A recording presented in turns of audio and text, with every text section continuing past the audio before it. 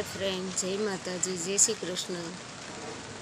वरसाद नो कहेवाय, मावठું कहेवाय। मावठું अत्यारे आपड़ा जे काठियावाड़मां आपड़ा खेडूत भाईओ जे वस्तु खराब थयुं छे ए तो सारूं नहीं थाय, बराबर। हवे आपणे केवुं छे खबर के सूरत अहींया बायुने बहार जवा न मळे ने एटले આપણે એમ કહેવું કે ભાઈ આ વર્ષે તો મને જવા ન મળ્યું, આમ છે તેમ છે। આપણે તો આવતા વર્ષે પણ પાછા જઈ શકશું ને, પણ જે ખેડૂત ભાઈને નુકસાન થયું છે ને આવતા વર્ષે આનું વળતર નહીં મળે। એમ કે આનું વળતર, આની જે પોઝિશન શું છે એ ખેડૂત જ સમજી શકે। કેમ કે આનું વળતર એ લોકોને આવતા 10 વર્ષ લગી આ લોકો આનું વળતર નહીં મળી શકે। કેમ કે એનો અનુભવ અમને છે। જ્યારે 2006માં પાણી सूरत में पाणी भराणुं थुं त्यारे अमे मारा ससरानी लोकोनी अमे कोईनी जमीन वावता था। एटले मानो के अत्यारे आ बधा खेडूत भाईओ तलेला नाखता हशे, रोता हशे, अंदरथी जे केम माणस तूट्यो होय ए माणसने ज खबर होय। एटले अत्यारे शुं थतुं होय के आ तो जो आम तेम आपणुं तो वर्ष आवता वर्षे पण आपणे जई शकशुं, पण जे खेडूत भाईओनुं जे आ वर्षमां आ वस्तु जे थयुं छे ने ई खेडूत भाई 10 वर्षथी 15 वर्ष पाछळ वया गया।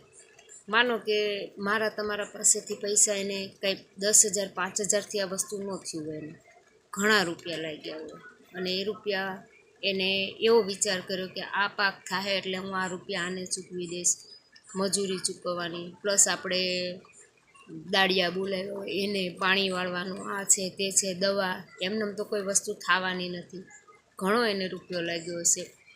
आ अनुभव अमने छे। एनुं कारण छे के अमारे अहींया घरनाळानी पाछळ अमारे घऊं वावेला हता। घऊं, राई, घणी खरी वस्तु अंदर नाखी हती, ए કેટલું મોટું નુકસાન। પછી પ્લસ કોસાડવાળા રોડ ઉપર અમારે શાકભાજી હતી। શાકભાજી એટલે માનો કે આટલા રોપા થઈ ગયા હતા, હવે એની ઉપર આટલું પાણી એટલે રોપા એટલે એ બધું બળી ગયું। એ નુકસાન અમે આજે 20 વર્ષથી હજુ અમે બહાર નથી નીકળ્યા। એટલે ખેડૂત ભાઈની જે વસ્તુ થયું છે એનું બહુ દિલથી દુઃખ છે। હવે કુદરતની આગળ તો આપણે કોઈનું હાલતું નથી, આ કુદરતી વસ્તુ છે કે આમાં કાંઈ મારું કે તમારું હાલતું નથી। કેમ કે દુઃખ જેને થતું હોય એની વેદના એને જ ખબર હોય। કેમ કે આપણે જે એસીયુમાં જે આપણે પગમાં ચંપલ ન પહેરીને આપણે જે માણસ કામ કરતા હોય એ માણસને શું થયું હોય એની વેદના તો એ ખેડૂત જ જાણી શકે છે ને।